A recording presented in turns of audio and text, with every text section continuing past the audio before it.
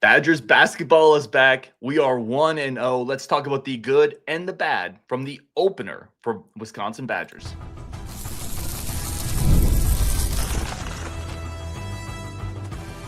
You are Locked On Badgers, your daily podcast on the Wisconsin Badgers. Part of the Locked On Podcast Network, your team every day. What is going on, Badger fans? Welcome to Locked On Badgers, your team every single day. I'm Ross Ryan Harris. We got Justin over there. Thank you for tuning in. Thank you for being an everydayer. Thank you for making this one of your first listens. The Wisconsin Badgers start the season 96-64, and we may never lose again with this offense. It's a lot louder than I remember. Today's episode, man, we are going through the initial thoughts, big picture, player of the game. But first, Justin, today's episode brought to you by Gametime. Download the Gametime app, create an account, use code LOCKEDONCollege for $20 off your first purchase. Big picture thought. I want us to just start there. What's your very first big picture? This is what I'm thinking after seeing first game. I think there's a lot of really good individual pieces right now that are going to take some time to grow together.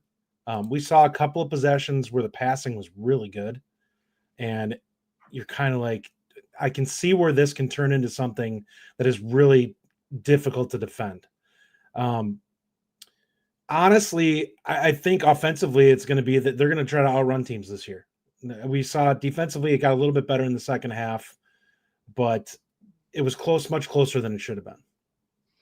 I want to start here, actually. I forgot something, Justin, because can I tell you, it's been so long. It's been so long since we actually talked about a win.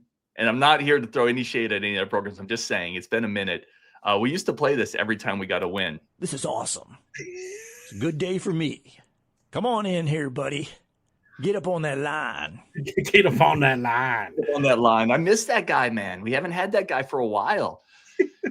Yeah, I think big picture thought for me, honestly, my big picture thought is this team is kind of who I kind of thought they would be, right? Offensively, they're going to shoot a lot of threes. They're going to have some droughts because they're not going to run as crisp of an offense at times.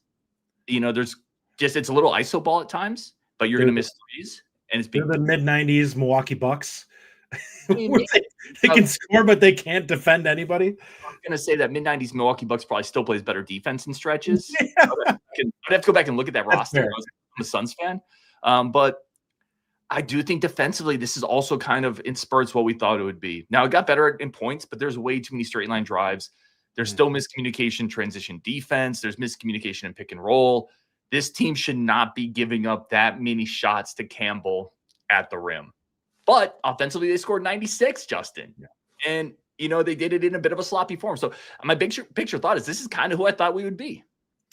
Yeah, what were the overall peripherals on this one in terms of shooting?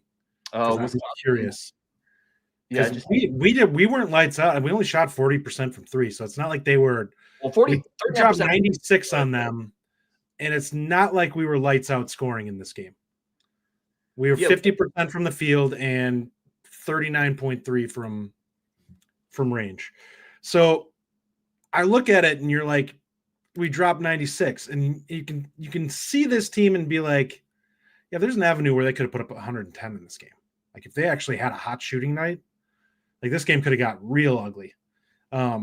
So I do think they have that in them. I do think the passing will get better. There are individual passers on this team that are very good. Both Rhodey and Rapp are plus passers. And I think Boyd is going to unlock some things offensively with his ability to get downhill. Yeah, that's a good point. I knew Rhodey was a really good passer, and you saw it again in this game. He still forces a few things because, honestly, at times, I think his vision actually outpaces the cutting ability of some of his teammates. I think he sees things there that his teammates don't quite see. They don't follow through on. Yeah. I think he's almost at that point with his vision. But Rapp actually surprised me. I didn't expect that type of high-low passing ability from Austin Rapp. I think those two, plus Boyd's a good passer, Blackwell's a good passer, Nolan Winter's a good passer. This is a good passing team in general. We're going to do our next segment here. I want to hit this in the first one. Who is your dude of the game? Well, go ahead. One thing I want to bring up, going forward with this team, and something I could see become a big part of their offensive game plan, is if teams start to switch them, I think you're going to see them try to isolate Rapp and Winter in the post and get switched onto a smaller man, because both of them can finish in that regard, and they're both capable of shooting from the outside. So if they can do that, which I think they can, and get switched onto a guard, I think both of those guys could really cause some problems for other teams. I like this comment here. I want to get to yours too, but this comment that Go Pack Go that Mike put up. By the way, everyone thank Mike behind the mic again. He's the one coordinating all the comments, making it much easier for us to put together quality content for all of you. Go Pack Go said Boyd had a great game, but when teams take away his left hand, we'll need him to create more for others, at least 6 to 7 assists per game. He had 4 assists today. Dude, if you're watching, and this is a great comment, I've talked about this all off season. He is all left hand. Watch him get to the rim. He contorts his body to finish with the left. They're already doing it. Go Pack Go. Campbell is heavily overplaying his left-hand side.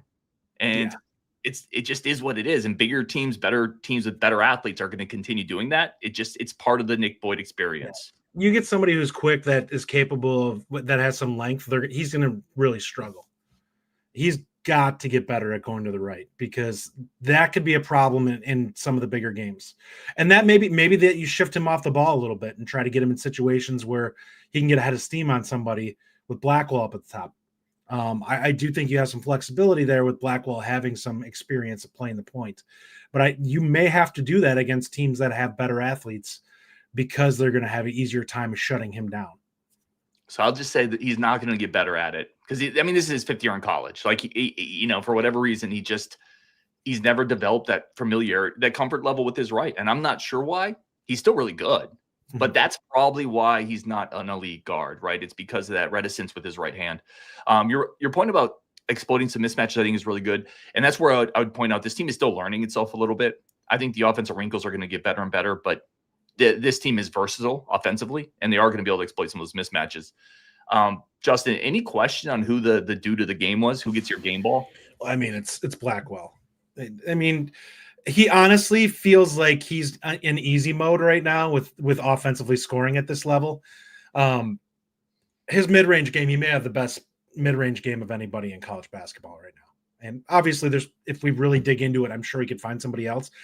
He is pretty much automatic, and that's something he's built to this point. He's always been pretty good at it.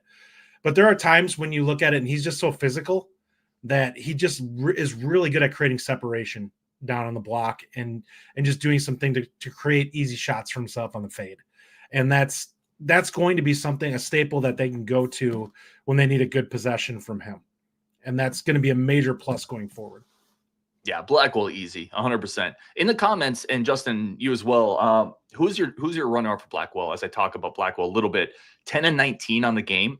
And to Justin's point, the mid-range, he's just so on balance. That's the thing with Blackwell, is he's never off balance because he's so physically strong. He plays off 2 feet. Neza says it, he's Mr. Smooth. He just has a great feel for his speed, where he wants to gets on balance, and then he just uses his body to create some space. He's incredibly controlled. Other than the one possession where he looked like he was getting ready to actually crack the guy that was covering him, I was like, let's bring it down a notch there, Blackwell. I don't need you getting a flagrant or something here, because it looks like you're swinging at a guy. Who's your backup? Yeah. You can't pick Blackwell. Who's the other guy you look at and say, I thought he played really well? I'll just say I do think it was, to some degree, Nick Boyd. I thought Nick Boyd getting in the paint, pushing in transition, 2 of those Blackwell corner threes on those back-to-back possessions that really built that lead. That was Nick Boyd getting in the paint and then kicking it to Blackwell. Again, that's what he can do in spurts. He's got to get a little better. I think Nick Boyd needs to continue to find his perfect balance in this offense, which he hasn't found yet. But I thought he played well today. I actually have 2 people. To me, it would be both Rapp and Winter. I thought Rapp had a really nice all-around game with his passing and ability to just kind of play within the flow of the game. And I thought Winter did a nice job of diving to the rim. He had quite a few finishes and dunks that were just him getting himself in a good spot to receive the ball. Badgerman Triple One says Rapp had a good game. Is Winter falling out of maybe that top 3? I thought Winter was fine today. I think it's going to be whoever gets the opportunity to exploit their matchup. Those 2, one of the 2 is probably in just about every game going to have a size advantage, and also the ability to just, like, they're skilled. They're both going to be able to do some things. I think it's going to be a little bit easier to shut down Winter at times offensively because I think he's a little bit more rigid in his offensive game. Rep is pretty fluid with his ability to just find opportunities for him to score the ball. It's actually really impressive. Like, I remember we watched his film from last year. He's grown quite a bit. Like, you could tell he's gotten stronger and he's more fluid this year than he was last year. Yeah, I like him a lot offensively. Rap needs to grow defensively, but he's still young. But I like him a lot offensively. A couple comments in here that I think are really, really on point. Nolan Winter had 4 turnovers. Some of those turnovers you look at weren't good turnovers. So there is a difference, right? There's good turnovers and bad turnovers. He had a couple that I thought were just lazy, nonchalant. Got to be better than that. If you're driving the paint and you try to fit a nice bounce pass in somewhere and the guy fumbles it or whatever, you can live with some of those turnovers. You can't live with a turnover where you just kind of dribble off your foot or you just throw a bad pass. Those are bad. They lead fast. This game was closer than it looked like it for a lot of it. And that, like, when he had one of those turnovers, it was like, what, a 5-7 point game, something like that. You can't be doing that in those moments. Like, you've got to be locked in. And I'm fine if that happens when you're up 25. I don't really like seeing it when it's a single digit game and it feels like you're just not locked into what's going on. Like, that's when you need to put the pedal down and exert your will. This team should have been able to separate this game much earlier than they did. There was a point when this was like 67-62 in the second half, and I didn't know if I was going to be able to break out this hand cannon. Luckily, they did take a run, and boy, do we need it as Badger fans. We're going to take a quick second here. We're going to come back. Justin, talk about some of the things that maybe concerned us and one player we want to see more of or we need to see more from. That's coming up next on Locked On Badgers. But first, a quick second for our friends of the show. Quick second, as always, to say thank you for tuning into Locked On Badgers. I really do appreciate everybody, as always. Today's episode brought to you by our incredible friends. And again, thank you for tuning into this. Our incredible friends over at FanDuel. Right now, the NBA is back. It is in full swing. Giannis hit a game winner tonight. We were talking about that in the chat. So if you want to get in on the action, FanDuel is the absolute best place to do it. The official sports betting partner of the NBA. Futures, parlays, teaser spreads, all available on FanDuel. Live in-game betting. So if your team gets blown out like the Spurs were against my Suns last night, you can still stay in on the action and stay engaged in the game. Boy, we needed that win. Plus, you can parlay, futures, college basketball's back. This is the ultimate betting platform. Right now, new customers can bet $5. If you win, you get $300 in bonus bets to use across the app. Head over to FanDuel.com today. Sign up. Enjoy the action. We're at FanDuel, the official sports betting partner of the NBA. Justin, one player, we talked definitely some positives there. One player that you want to see more from. Yeah, I think to me it's Rhodey. I think there's more in the tank for him, a lot more, to be quite frank. I think he's a really balanced all-around player. He's not shooting particularly well right now. And I think he's a better shooter than what we've seen. He's had a lot of really open looks between the preseason games and this. And it's like, those are shots you cannot miss during this season, especially in Big Ten play, where you have nobody within 3 steps of you and you're just taking an open look. Like, those need to be automatic. You have to be shooting like 60, 65% on those shots because they're so infrequent that you get them. Yeah, I think Rhodey's a good one there. Scored 5 today. Had a couple nice passes, but also a couple turnovers. I'm going to go with Bialuskas, Alexis. I just need him to come in and compete harder on the glass. He just needs to be a defensive guy. Yeah, rebound, position yourself well, cut stuff off, just be physical. And I think he can do that. Like, I think he has a good, like, fundamental understanding of how to play defense. I just don't think that he's comfortable yet within this team. And he's a guy who came in late. Like, he played the summer with the Lithuanian team, right? He did. Yeah, he came in late. But man, he's got to be more physical in the glass is what I need. He does. Like, sure. You're going to see he played 7 minutes today. Garlock played. By the way, Nick Hitchens calling Garlock garlic has already messed in my head. Now I actually said garlic. Garlock played 10 today. Bialuskas played 7. I think those numbers would be flipped if Bialuskas was a little tougher on the glass. Yeah. They need him to rebound. And we saw several times Campbell getting after it on the glass and with some of their quickness. But some of it was just a lack of toughness. Box out, dude.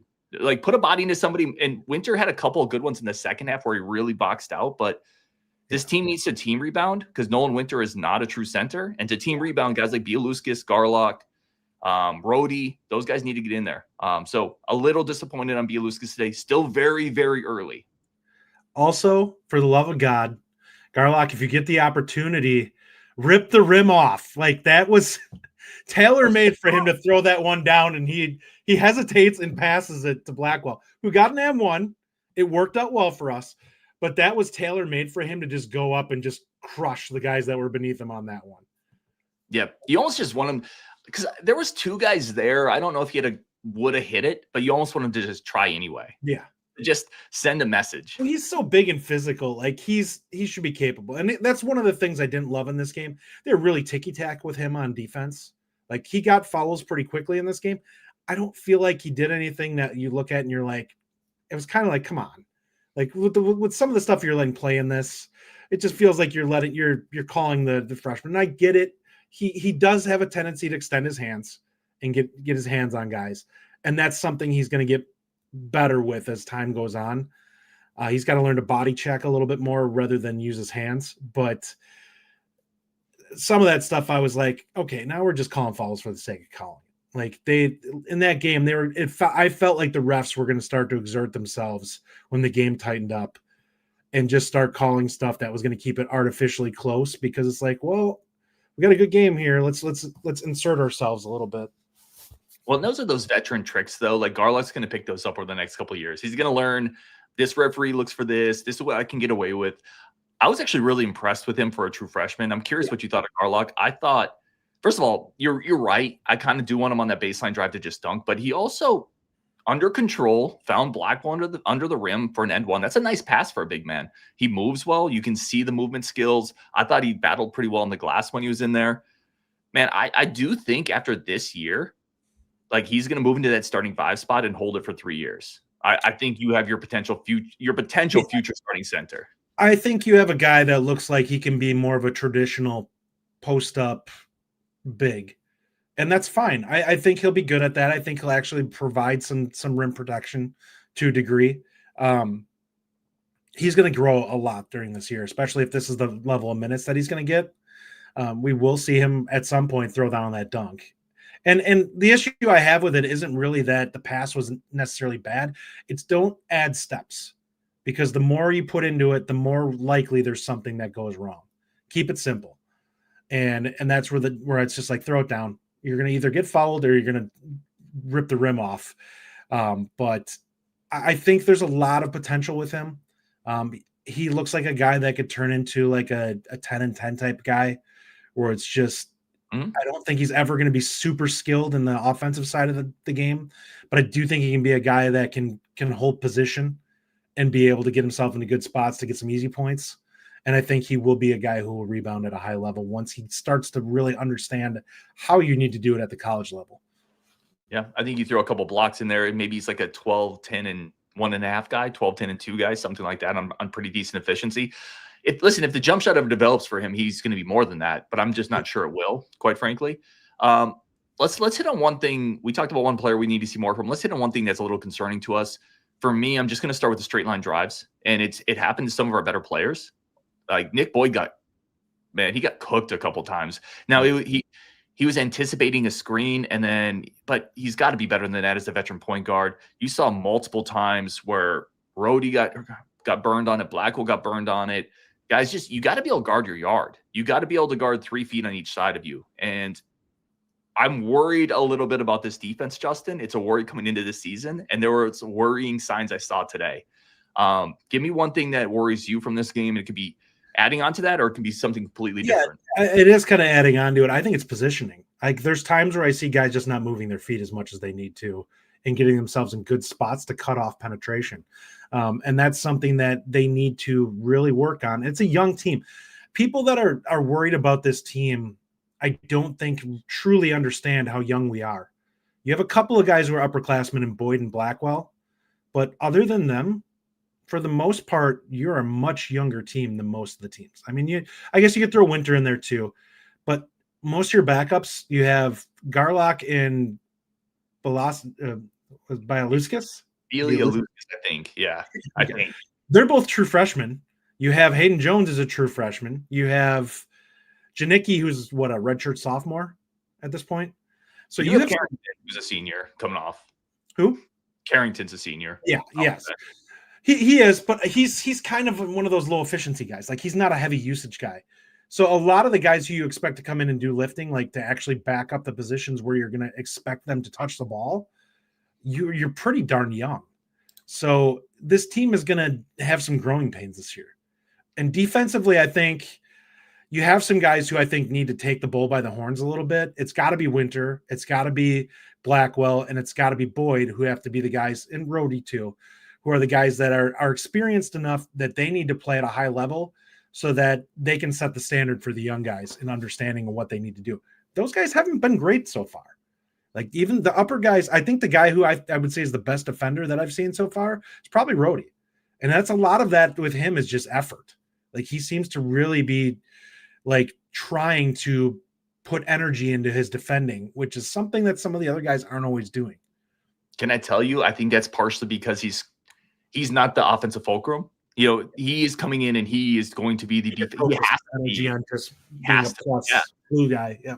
Because Boyd and Blackwell are going to carry the offense, quite frankly, most nights. It's going to be those two guys with Winter and Rapp and you know, certainly pitch-ins from other people. But Rhodey has to be the defensive stopper because he's not going to be asked to be that offensive lever. We're going to take a quick second here, friends of the show. We got your comments up next. We got 39 of them starred. We'll see what we can get to. But we're going to start with this, Justin. 7 bench points. Is this team maybe not as deep as we thought? It's coming up next on Locked On Badgers. First, a quick second for our friends of the show over at Gametime. Gametime's incredible. If you want to get tickets to college basketball, NBA, NFL, college football, Gametime is the place to do it. So you can get out there and be with your people. And your people could be your literal fam or it could be your football fam. Whatever it is, you can get out there, see the game, smell the popcorn, get in the crowd, chant whatever you want to chant, have fun with it, and be among the folks. And you get those tickets on Gametime. Fast, simple, easy. What you see is what you're going to pay. How many times have Justin, you and I been to places where you're like, oh, that's the price of something. And they're like, no, there's a surcharge and a tax for this and a tax for that. And anytime we have a meetup in the hotels. Yeah. Yes, like every hotel ever. Gametime is incredible. What you see is what you're going to pay. Take the guesswork out of buying tickets with Gametime. Right now, download the Gametime app, create an account, use code LOCKEDONCollege for $20 off your purchase. That's code LOCKEDONCollege, LOCKEDONCOLLEGE. For $20 off. Gametime, swipe, tap, ticket, go. Download Gametime today. All right, Justin, let's talk some bench. We're going to go into our comments now because we got a bunch of good comments in here that we're going to try to get to as many of them possible. Devin Bart says 7 bench points. So I want to caveat by we're 1 game in, and I think there's a lot of moving pieces they're still trying to figure out. But I think the overall question, Justin, is that going to be a regular occurrence, or is this team going to get more scoring punch off their bench? I think it is a regular occurrence. And what I'll say is what I think people need to understand when people say that there's depth on this team, it's not scoring depth. I think there are bodies that you're comfortable with being out on the floor, but there's nobody that you look at that you're like, this is somebody who can add a scoring punch. So when I look at it, like a guy like Carrington, you're fine with him going out there, Janicki being out there, and even Bialuskis or Garlock getting out there, but none of those guys are really going to go out there and drop 15. Like it's just, there's nobody like that on this team right now. And you're like, to be fair, you have 2 guys that are probably going to be like 4 or 5 point per game guys in Carrington and Janicki. And then you have 3 freshmen that are your other reserves. And that's going to be a problem. Like those guys, they may have some games where they show a glimmer here or there and they have 6 points or whatever, but there's going to be a lot of times where you see zeros for those guys because they're going to be finding their way this entire season in terms of what to do out there. None of them are known as scorers. Like if you want a guy who's going to come in and potentially jack up some shots, that's Kinzinger. He's not going to play this year for the most part, unless we get in foul trouble, which that realistically is probably the biggest weakness of this team. You cannot afford for Blackwell and Boyd to get in foul trouble on this team, or you're going to have some games where you're really uncomfortable. Yeah, I think it's really well said. And I was going to say the same thing you just did. It's the microwave score on the bench. If there was one, it would be Kins. Kins doesn't look like he's in the rotation at this point. So the guys coming in aren't going to carry that scoring load. I think that's really well said. Not much for me to add there. I want to throw this up here. John Wakeman says Campbell 4 points last 10 minutes. Whiskey, good D or bad O. I think it's a combination of both. I think the defense definitely got better. But the one thing I want to throw out there, and this is what a lot of people sleep on a little bit, when you're a transition team, you tend to wear teams down in the second half. This is kind of part of the strategy of being a transition team. Teams start to slowly fade, and then they start to slowly jack up worse shots, which makes your defense look better and it makes their offense look worse. But part of that is running. Part of that is pace. So, yes, I think it's a combination of both, but I think it also is a combination of how the Badgers are trying to play this year. Yeah, and it will honestly put a lot of pressure on other teams defensively because Wisconsin, if they get downhill and transition like this, I think somebody said Boyd forced 7 fouls. I don't think that that's necessarily out of the realm of what you're going to see this season. He really gets moving in space. Like you saw him, he looks to break out every single time they get the ball off a quick rebound. So there's going to be times he's just going to draw it. And I was honestly shocked. I looked up at one point and I'm like, he's only got 1 free throw attempt. I'm like, that doesn't seem right. Because when you look at his stat line, he hadn't shot the ball poorly, but like from an efficiency standpoint, it wasn't good because he was like 7 of 15 for 15 points. You'd ideally like to have more than a point per shot. And eventually he got there because he got to the line. I think he picked up like 6 more free throws, but he wasn't getting the calls at the rim. And I do think that that's something that I'm a little frustrated with at this point. He does draw quite a bit of contact. It's not getting called right now. And I don't know how much better that's going to get in the Big Ten. Not in the Big Ten. So he might have some games where people are frustrated, where it looks like he's getting fouled and it's just not being called. And it's going to be a problem. And that's going to bug us. I can say that right now. Like, we know what the Big Ten is going to be. The only guy that I look at that I'm like, he's going to be a consistent scorer for sure for us is Blackwell. I know he can go out there and get us 15 any game this season. So I think Winter and Boyd will be consistent scorers too. They're just not going to be consistent at the level that Blackwell will be. But Boyd was a 13-point a game guy last year. Yeah. Like he's going to score 12, 13 with the pace. He's going to score. Yeah, he's going to get opportunity. I think I don't look at Winter yet and say I can't see him having a quiet game.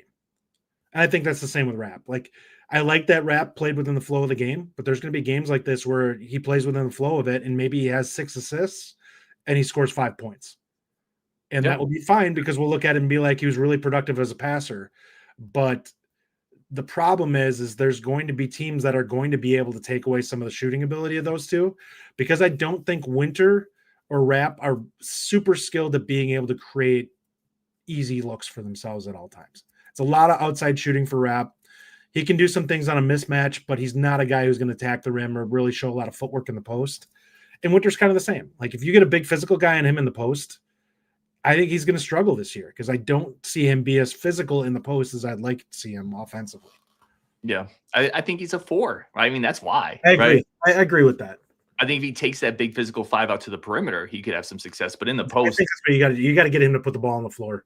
I agree. And drag somebody out if there's more of a post presence. Whiskey Indy says, oh, hold on. That's not the one I wanted. I wanted the other one. Whiskey Indy says, you guys have overhyped this team. Watch some of the Arizona-Florida game. They're way more talented than this team. I mean, maybe. I mean, listen, I'm not going to – we're 1 game in. It's way too early to say whether this team has been overhyped, underhyped. Maybe you're right. Like, this show is all about different takes. I think this team is pretty skilled. I think it's going to struggle defensively. I think you saw elements of both of those in game 1, Justin. So I don't know if my needle has moved much on this team from where I was at. I think you're comparing them to 2 teams that are probably considered to be Elite 8 or national title level teams. Florida won it last year. Like, we can't be comparing Wisconsin to those teams, especially with the number of extra pieces that Wisconsin is adding this year. I'm not saying that those teams aren't, but those teams have always recruited at a much higher level. So they're always going to look better at the beginning of the season because from a talent standpoint, they're more talented. Wisconsin's going to be one of those teams that's going to have to grow during the course of the season and get in sync with each other and being able to carve people up through execution rather than being able to ISO and be able to take teams. Those 2 teams have enough guys that can score whenever, like, are just capable, like, individual talents. Will Hannah says you can see talent, but a work in progress. I think that's a really good way to put it. It's definitely work in progress. Eric says, got a psych exam tomorrow, but I'm here to release some stress. Dude, crush the exam, Eric. Like, let's go, buddy. Let us know how you do or don't. But either way, good luck. I hope you crush it, man. I think this is an interesting question. This came up on a previous one, Justin, and I didn't get to it, a previous show I was doing. Patrick says Blackwell and Boyd are going to be ball hogs this year. It's going to be a problem. I want to rephrase this just a tiny bit. Are Blackwell and Boyd going to take too much of the volume of the offense? Yeah, let me bring this up real quick because the Wisconsin site really has some good information on this. So just out of curiosity, I think that's probably fair to an extent. From a usage standpoint tonight, you had Boyd at 32% and you had Blackwell at 30%. That's a lot. For context, that's like Johnny Davis, I want to say, was low to mid 30s, like 34, 35%. And he was used a lot that season. If you're in the 30s, that's a considerable amount of usage. And this might be a reason why Rapp needs to get the ball more, because he was 13 points on 15% usage tonight. That's a really efficient game. Yeah, Brian Axis says, I think Boyd needs to do more to get others involved. I would agree with that. 4 assists is not quite what you want for your lead guard. But I will say multiple players had 4 to 3 assists on this team. Rapp had 3, Blackwell had a couple. So the passing was spread out, Justin. But I do think if you can get Boyd into that 6, 7, 8 range, that's probably ideal for this offense. Yeah, Wisconsin never seems to have a guy that's super high on that, but I think you need to get him to at least 5.5. Like, I want to see it tick up a little bit more. There are times when he penetrates where it's just like, I want to see you drive and kick. You are more capable of setting this up. There's enough good shooters on this team, and Blackwell is a prime example of this. You get him open looks, he just knocks it down. He had 5 tonight. I think he did that on probably close to 50% shooting from 3. He was 6 of 11 from outside. Yeah. So if you're going to get that type of production, and the type of looks that he was getting were honestly really clean looks. So I want to see Boyd creating more of that, because I think it's there. We do a good job of getting guys in the corners like they do in the NBA, where you have guys that should be able to knock those shots down. And I want to see him, rather than forcing shots at the rim sometimes, because like we've talked about earlier, that's going to be something he's going to struggle to finish with in the Big Ten. Take what's there. If it's there in the corner and there's a wide open shooter, when they collapse, take the easy shot.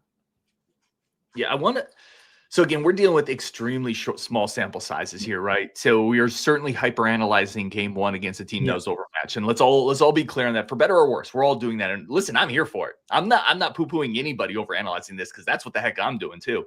But we do got to be aware of that. 2 things I would say. And I hear your point. I want Boyd to distribute a little bit more too. But the reason he's still in college is he's an imperfect point guard. You know, like perfect point guards don't last 5 years in college basketball. So I think to some degree, people have to understand after 5 years of hoops in college basketball as in D1, you kind of are who you are. And he is going to be a guy that's going to be aggressive at the rim and maybe not pass quite as much as people want. The Boyd or the Blackwell thing, I can definitely see the idea of, man, he's taking too many shots, but then you also want your star player shooting 10 to 19 to take shots. He's efficient with it. I'm okay with him shooting. Okay. Yes. Yeah, exactly. No, sorry. I was just going to say, like, that's okay. Like, yeah, you want the ball to be spread around more, but you also want your star player who's 10 of 19 to shoot every time he gets the ball to some degree. There was not a lot of poor decisions on his part in terms of shots that he took in this game. He was 30% usage, but he was also, let's see here. He was 10 of 19 from the field, 6 of 11 from 3, and perfect from the line. So I don't care what his usage is. If those are the numbers that he's putting up, that's fine. As long as he's not turning the ball over a ton and he's still playing solid on defense, I don't care about the usage. He's the one player from an efficiency standpoint I don't have a problem with. Boyd, I will agree with, probably needs to come down a tick. Rapp, I think, actually is a pretty efficient player, so I'd like to see him get the ball a little bit more, and maybe you tell him to try to involve himself a little bit more. I think he does a pretty good job of diving to the rim, and I think he does a pretty good job of finding himself in spots where he can get open looks. And I'm sure that will come more as the season goes on. But Boyd is going to be a guy that has a little bit of Westbrook in him, where you look at it and you're just like, you're driving me nuts right now. Settle down a little bit on the court. But that's just what he is. He's going to make plays that make you say, okay, like that works, right? He's going to have a coast to coast one where you're like, reel it back, and he's going to finish, and you're going to be like, yes. It's kind of like he's the classic no, yes guy. Yeah, dude, Here's the thing. Like, I really like Boyd. And, I want to put this comment up here from Skylar Thau. I apologize if I'm watching Boyd play makes me miss the slow-paced Wisconsin offense. Except when we were watching the slow-paced Wisconsin offense, everybody wanted to like Nick Boyd. So I first of all, again, one game in, I really think he unlocked some stuff with this offense, and it wasn't perfect, but dude, I think he's going to keep getting better in this offense, and I'm fine. I'm fine with how he played today. It wasn't perfect, but I'm okay with it. Adding the transition game to this team is a big deal. It's not something Wisconsin has had in the past, and I think it's really important because it creates a lot of easy things, easy points. It creates easy fouls. There's a lot of things that you can pick up off of that Wisconsin just wasn't taking advantage of in the past.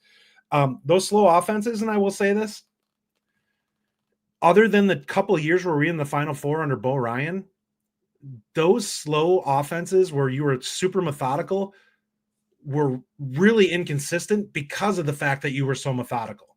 It's like watching the 15-play offensive drives in football where you're like, it takes one thing to go wrong here, and this entire possession is just out the window.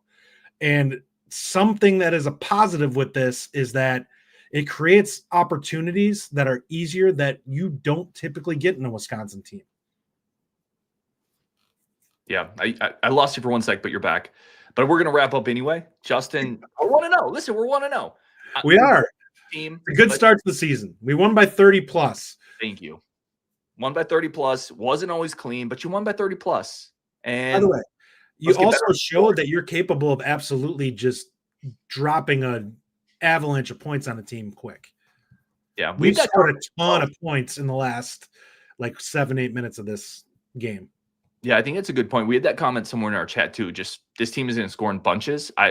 Again, that's kind of part of what this offense is going to be. It's going to be jab, jab, jab, and then a haymaker, and they'll drop 9 points on you in 4 possessions. And then some teams aren't going to be able to keep up. So I think there's a lot around this team to look at and say, good start, needs to get better, sloppy at times, defense question still there.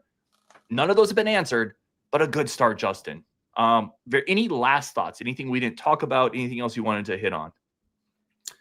Not really. I mean, I would have liked seeing Kinzinger at the end of the game, but I understand Guard is a senior, so you want to give him his opportunities while you can get him. Hopefully Kinzinger finds his way into the rotation a little bit more as the year goes on.